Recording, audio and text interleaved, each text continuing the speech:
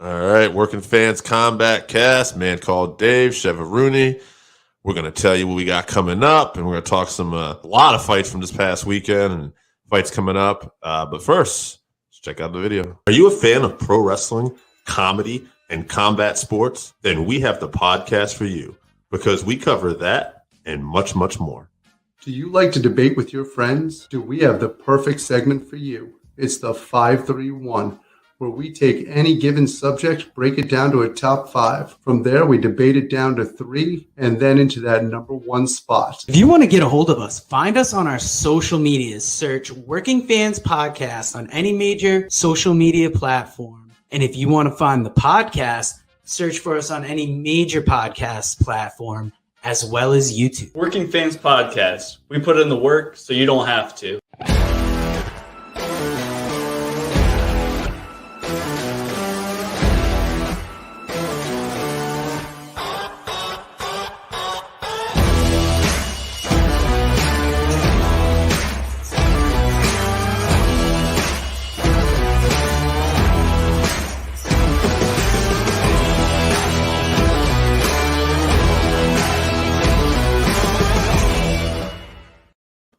All right, guys, what's up? Thanks for tuning in again. Like I said, a lot of fights from this past weekend since we last talked to you. Got some fights this weekend. But first, Chevy, let's tell people what our upcoming episodes are going to be. All right, on April 20th, we're going to be previewing UFC Fight Night Font versus Vera. And then May 7th, we're going to be looking at UFC 274 Oliveira versus Gaethje. And then May 14th, we're going to be looking at UFC Fight Night Blachowicz versus Rakic. All right, there you go. Now, there's a big boxing event this weekend, too, before we get into things. We might as well just mention that a little bit. We were talking about this a little off air. Tyson Fury versus Dillian White. Is that how? I believe so, yeah. Yeah, and you were saying this guy's a former kickboxing champion that's fighting Fury. Yep. He's had an MMA fight before and was the number 2 guy in boxing at one point. And basically, these are two. Obviously, we all know who Tyson Fury is, but these both are 2 very big names on the British boxing scene. And it's going to be at Wembley Stadium, and it's like, what, 90-something thousand people they're expecting? About 95,000 people, yeah. And these European crowds, as we saw with UFC recently, especially in these big boxing, they're insane for this stuff. For sure, yeah. Yeah, it's gonna be a great atmosphere for sure. Yeah, so that's one of the reasons why I might end up getting this too this weekend if all works out. But yeah, it's I think it's for them. It's like a happening, you know. Mm-hmm. So we had a Bellator show this past week. We had talked about. It was on late Friday night. I didn't get to watch it. A lot of stuff going on, and then I actually got to look at the highlights the next day, and I didn't even have it spoiled. I actually got to look at the highlights and watch it, and not know what was going to happen. Yeah, I was like, oh, okay. So Patricia Pitbull gets the win over AJ McKee, and we got a new featherweight champion in Bellator, and surprising, but McKee afterwards too. He doesn't seem like he wants to fight at featherweight anymore. And, he didn't outright blame the weight cut. He said, at the end of the day, he thought he did enough to win. He said, but you can't leave it to the judges' decisions. And I know I talked to other people, and they thought that he did probably lose, but it was a very technical fight and wasn't exciting. And it sounds like to me, when I hear this stuff, it sounds like to me like this guy's not been having good weight cuts, and he's a young guy. So maybe, he's getting bigger, stronger. He wants to do lightweight. I kind of like him at potentially fighting at lightweight, and then maybe even fighting out his contract, and maybe this guy goes to the UFC at some point. I know that he talked about, how that's his ultimate goal is to become UFC champion, which, in MMA, it should be everyone's goal because they're, the number 1 organization, but I don't know. In the same breath, he says he's the best featherweight of all time or current featherweight, and then he also says he wants to go up. So I don't know. I also didn't get to see the fight, but I wasn't super surprised to hear that Pitbull won because he's a savage. And I think that he wasn't getting enough love. But as far as AJ goes, I'm not sure how many fights he has left on his contract. I don't think a lot. No, he had mentioned something about a championship clause at one point where he thought that he was fighting as long as he was champion, but that not being the case. Coker mentioned afterwards that he wasn't sure that to be the case, and he didn't think that was the case. And AJ basically kind of said, yeah, we'll see. I'm not really sure. So my guess is, to me, that sounds like he's got at least another fight or so coming up. But, like it also sounds like maybe what they're trying to say is we're going to have to negotiate. Right. I'm sure. Bellator's not going to want to let him go. And AJ might have been talking about the UFC just to, as a negotiating tactic. So who knows? I wouldn't be surprised if we see him stick with Bellator. Nemkov, Corey Anderson ended up in basically a accidental headbutt, which caused a technical draw, I guess you would say, right? Listening to people talk, looks like Corey was starting to maybe turn the tide a little bit. That was obviously only the first 3 rounds, though, so who knows how it would have played out. I'm very interested to see what happens with the rematch with these two, because I think based on the little bit of the fight I've seen, Corey definitely looks like he can hang, though. And I think we kind of thought that he could anyway, but it's pretty cool to see this guy that he's one of those guys to me. He's a blue collar like MMA guy in a sense, like he constantly is evolving, improving. You can tell he just works hard, and it's great to see him getting this opportunity. And it was a shame the way it ended, but I'm definitely hoping these guys get a rematch soon. Yeah, I guess the way that headbutt worked was there was only like 5 seconds left. And if the round had finished, it would have met the requirement to be judged to go the whole fight. And I guess Corey was up on the scorecards. So if that had happened right at the bell, then he would be champ. But it didn't. There was 5 seconds left. He headbutted him. He knew that he headbutted him by accident, and immediately put his hands up and was pointing. And so he was trying to be classy, but costing the belt potentially at the time. In the rematch, I'm not sure that Nemkov's going to pull a Aljo and, come back and be a lot different. I think you're going to see mostly the same Nemkov, which is still phenomenal, but I just think Corey's going to have his number, and I think he will be champ. I think so too. One other fight just to make note of: Aaron Pico gets the win, violent finish. Pico has really looked good now after struggling in some initial fights. Really kind of hitting his own. This guy, let's see here. He is on a 6 fight win streak. Only 1 decision out of that too. Is Pico a guy that maybe he fights for the featherweight championship? I don't know if he's ready for that just yet, but could be. Yeah, I don't know. I'm not sure. I'm not aware of Bellator's roster enough to know the quality of his opponents, really. Right. Yeah. I know he's still fighting, he's not fighting the big name guys yet. So. No. Probably time he does, though. I mean, with a 6 fight win streak, mostly finishes, it might be time to get him back. Up in competition for sure. Yeah, absolutely. All right, so this weekend, I know Randy's asking our top 5 fights of the week. Randy, I was watching a lot of pro wrestling this week, and honestly, there wasn't anything on this past week's card that was overly exciting that I saw. I know Chevy watched it a little more in depth, and even he tapped out, I think, at one point. Yeah, it was a rough weekend for fights for sure. Yeah, wasn't the best card. But, Beal Muhammad, he got the win, grind out decision. As he does. Yes, he does. And, you can say what you will, but the guy is winning. He's doing good. And I think I'll just say this to I think he's probably earned a fight with Gilbert Burns next. Because they're both, Gilbert's 4. Beal's ranked number 5 now. Hazmat and Covington, Usman and Edwards, if you think about it, we could end up seeing Muhammad versus Covington too. but it seems like they want to make that Covington Hosmont fight, which I thought, why do Chimaev versus Covington? Because I think Covington could play spoiler, but I don't think that's the talk. I think they want to do Chimaev Covington. It'll probably be good trash talk. It'll be fun. Oh yeah. So I think for Muhammad, I think Burns is a pretty good choice.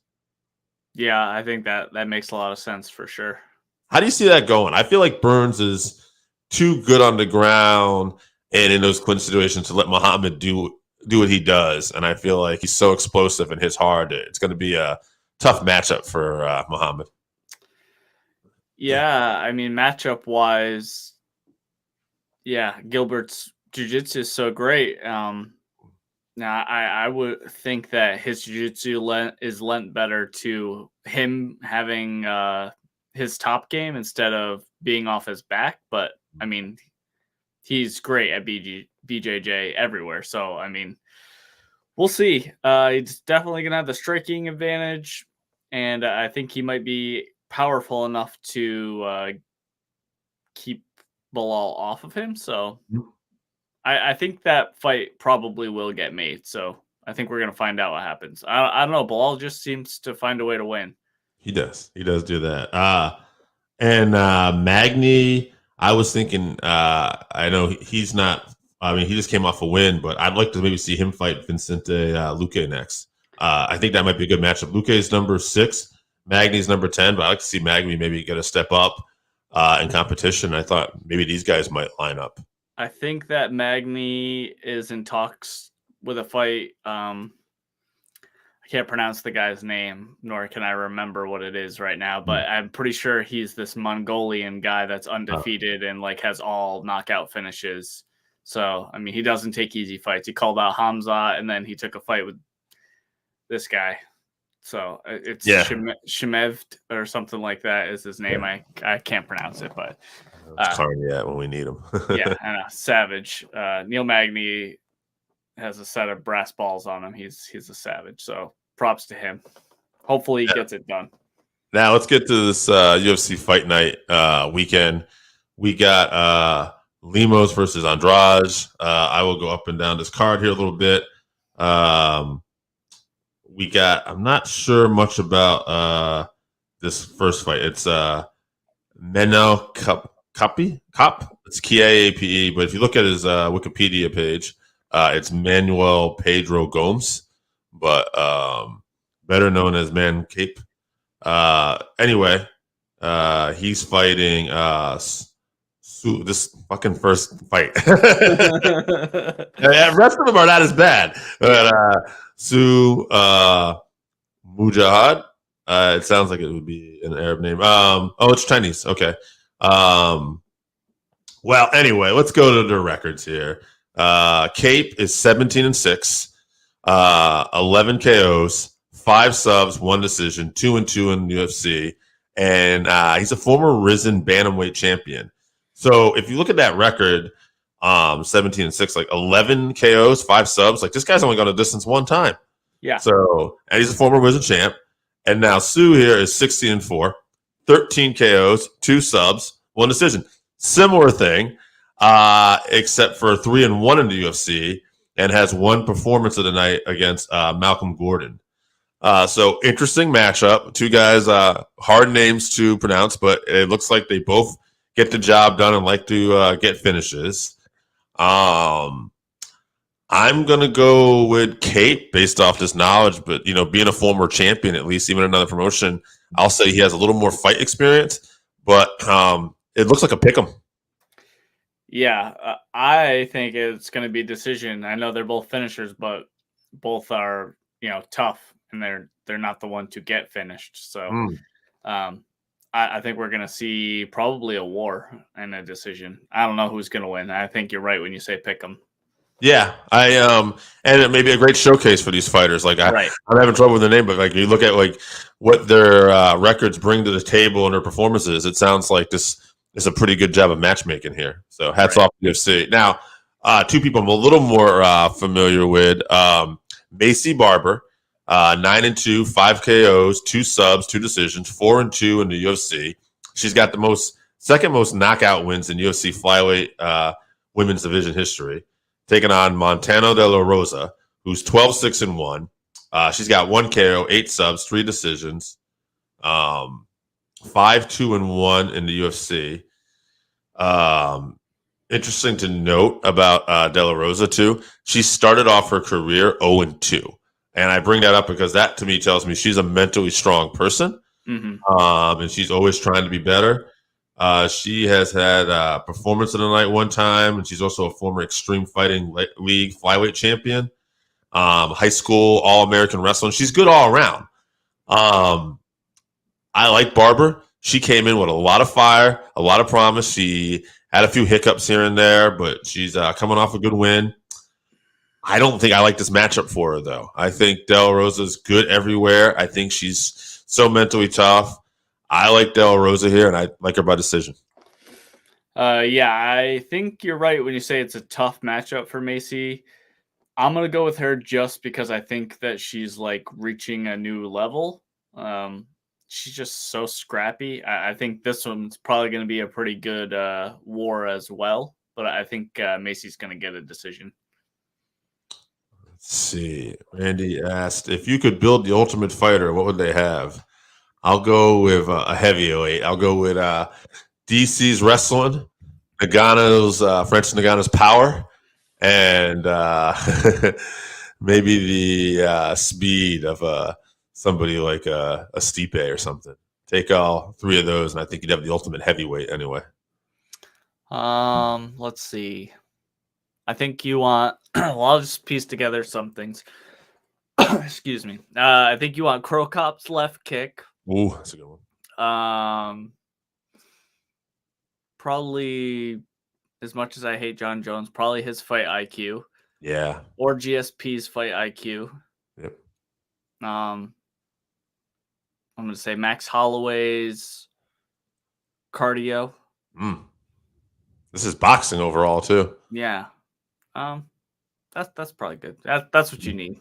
Yeah, maybe Habib's wrestling too. Yeah, and some wrestling. Yeah, you need some wrestling to keep it on the feet. All right, let's get to this next fight. This is a good one. Lando Venata, we're both a fan of. He's 12-5-2, 4 KOs, 5 subs, 3 decisions, 4-5-2 in the UFC. Don't let that fool you. He's fought everybody. This guy's been fighting tonight 4 times and a performance tonight once. Charles Jourdain is his opponent, and Charles is 12-4-1, 8 KOs, 3 subs, 1 decision, 3-2-1 in the UFC. He's had a fight tonight already against Doo Ho Choi. This guy was TKO Major League MMA. He was a double champion for them, featherweight and lightweight. Mm-hmm. Another promotion too out in looks like Quebec, and then some amateur championships too here. So both these guys, good, capable fighters. Venata always seems to find himself in a crazy fight. This is an interesting one. I like Venata. I might be a little partial. Jourdain's good, but I just feel like Venata, like his record is a little misleading. I think he's so good all around, and I don't know. I have this feeling he's going to get a submission here.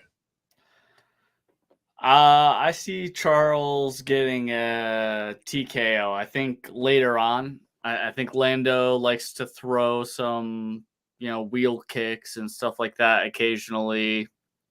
Some heavy expenditure on his cardio kind of strikes. And I think he's going to get worn down a little bit with Jourdain's movement and pressure. And I think he's going to clip him and then finish him later on. Well, I mean, he's definitely probably the bigger prospect of the two, I would say right now, just because Venata's had so many tough fights. Now, this is an interesting one. I'll struggle with this guy's a little bit. Claudio, I think Perez, Puelles, he's taking on Clay Guida, and Claudio's 11-2 in the UFC, 11-2 overall, 2 KOs, 6 subs, 3 decisions, 4-1 in the UFC. He's won 4 in a row. He lost his initial fight, which was the Latin America Ultimate Fighter tournament for lightweight, and he's had 1 performance of the night. So this guy, other than that initial hiccup in the finals, like he hasn't lost yet in the UFC. He's gone on to win all his other fights. So it'll be interesting to see who it is. To me, this says like this is a guy with potential and promise, and he's taken on, I don't want to call him the ultimate gatekeeper, but he's just a constant guy that's always there, and you're really going to get tested. So Clay Guida, 37-21, 7 KOs, 14 subs, 15 decisions, 16-15 in UFC. Former Strikeforce lightweight champion, fight of the night 6 times, performance of the night 1 time, submission of the night 3 times, UFC Hall of Fame fight win class 2019 against Diego Sanchez. This guy's a legend. I don't know. When I see a fight like this, though, I feel like this is they're trying to see what Claudio brings to the table here. I don't know. I don't know enough about Claudio, but I feel like I'm going to go with the young upstart here. Like there's a reason why this fight is probably being made. Yeah, maybe a showcase for him or whatever. I think that Clay's going to play spoiler, though. He's looked pretty good in his last few fights. I think he's just going to put the pressure on this kid and break him. So I'm going with Clay with a decision, but I think it'll be an exciting fight. Yeah, sounds like it. I didn't. I said Claudio, but I'll go with decision as well. And Randy asked an interesting question here. Do you ever see Bellator bringing back an Ultimate Fighter type show? I don't know, but they're on Showtime, and to me, Showtime would probably be a perfect place for something like that. They would probably really know how to build it, maybe get some attention. So to me, Bellator's any company like that that's right there, like Bellator, I think they benefit for doing stuff like that even more than UFC probably would. Yeah, I don't think they will, just based on I can't imagine the Ultimate Fighter has super great numbers these days. Otherwise we wouldn't be seeing Contender Series and all that. So yeah, so why bring it? Yeah, it's an interesting thought. And then we got our main event. We're already at our main event here. Amanda Lemos versus Jessica Andraj. Lemos is 11-1-1.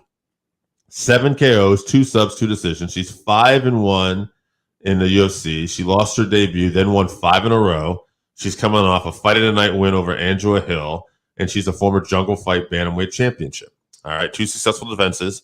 So she's a fighter that knows how to win. Good promise. I build her up because she's definitely going to be an underdog here. Jessica Andraj, 22-9, 9 KOs, 6 subs, 6 decisions, 13-7 in the UFC. She's fought the best. Former UFC Women's Strawweight Champion, performance of the night 4 times. She's got the second most stoppage wins in UFC Women's Strawweight division. She's got most knockout in UFC Women's Strawweight division, and she's got most fights in UFC Women's history. She's also the only woman in UFC history to win a fight in 3 weight classes. She's got some hands. Yeah, she throws hard. Yeah, so this is going to be a real test for Lemos. I will just favor Andraj. Randy asked earlier, do you see any good knockouts on the card? I'm going to say yes, this one. I'll go with round 1. I think this is going to be a short main event. Nothing against Lemos. I just think Andraj is such a heavy hitter, and I think she gets it done. And, she'll move on after this, and we'll see what happens. That's my opinion. Yeah, I am with you on that. For the same reasons. Andraj is just so powerful. She's so tough. Like, she's not going to get knocked out. So I just see her steamrolling through. I don't know if it'll be round 1. I'm going to say round 2. But it's going to be a big, brutal haymaker that knocks Lemos out, I think. Featherweight, not featherweight, flyweight, strawweight, bantamweight. Like, she's just got amazing power, and she's a danger to any one of those weight classes. Mm-hmm. Probably not featherweight. Probably not. No. Yeah, that would be a bad. But yeah, I think she gets it done this weekend, and I think it'll be a big knockout. And man, the women will always bring it. Other than that, I'm interested to see Fury and White this weekend. And just for, if anything, just the atmosphere. The British UK fans always make it fun. Yeah, it's been a little while since we've had a big boxing fight. So I am excited to get one in again. Yeah. And I think that's what it is for me with boxing. It's like there's always so many fights. I mean, the pay-per-views, it's tough because you're basically paying what you are for like a UFC pay-per-view, and you're only really getting one showcase fight. Mm-hmm. And combat sports an expensive hobby, so if you're already into UFC, you really can't, get every boxing pay-per-view for sure. So at least most of us can't. So yeah, I don't know. Tyson Fury is my guy. He's kind of brought me back into boxing a little bit. I love the basically trilogy he had with Wilder, and he always seems to be entertaining no matter what. So I definitely look forward to this fight this weekend. I say Fury gets it done. Probably a finish, maybe late, maybe 10th round or something. I'm thinking like round 5 or 6. I don't think that White's going to be able to hang. I mean, he's a great boxer, but Fury is the best. So yeah, no doubt. All right, guys. Chevy, why don't we tell them one more time what we got coming up? All right, April 30th, we're going to be previewing UFC Fight Night Font versus Vera. I'm excited for that fight. May 7th, UFC 274 Oliveira versus Gaethje for the lightweight title. And then May 14th, previewing UFC Fight Night Blachowicz versus Rakic. A lot of fun cards coming back up. Really excited. All right.